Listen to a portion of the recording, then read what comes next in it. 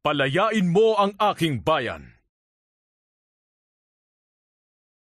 Sinabi ni Moises at Aaron kay Faraon, Ang Diyos ng mga Israelita ay nagsasabing palayain mo ang kanyang bayan. Kung hindi, maraming masasamang bagay ang mangyayari sa iyo. Ngunit hindi nakinig si Faraon.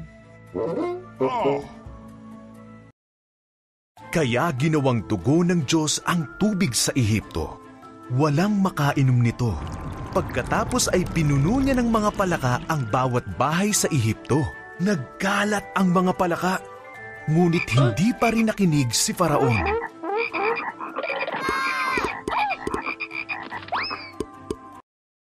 Kaya't pinuno ng Diyos ang himpapawid ng mga maliliit na insekto.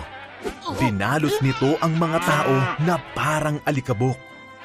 Pagkatapos ay pinuno niya ng mga langaw ang buong lupain ng Ehipto. Ngunit hindi pa rin nakinig si Faraon.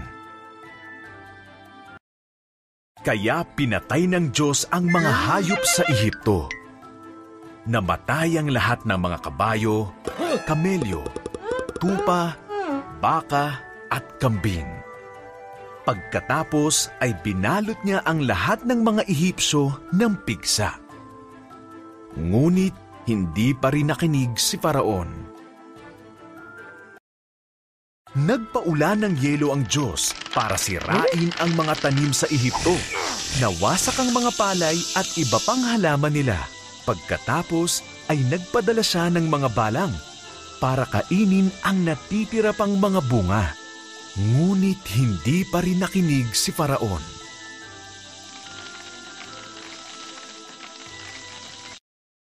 Kaya binalot ng Diyos ang buong lupain ng kadiliman. Ngunit hindi pa rin nakinig si Faraon. Sabi ng Diyos, Papatayin ko ang lahat ng panganay na lalaki sa Ehipto at lahat ng panganay na mga hayop. Kailangang magpatay ng tupa ang aking bayan. Kumain ito at magpahid ng dugo sa kanilang mga pinto.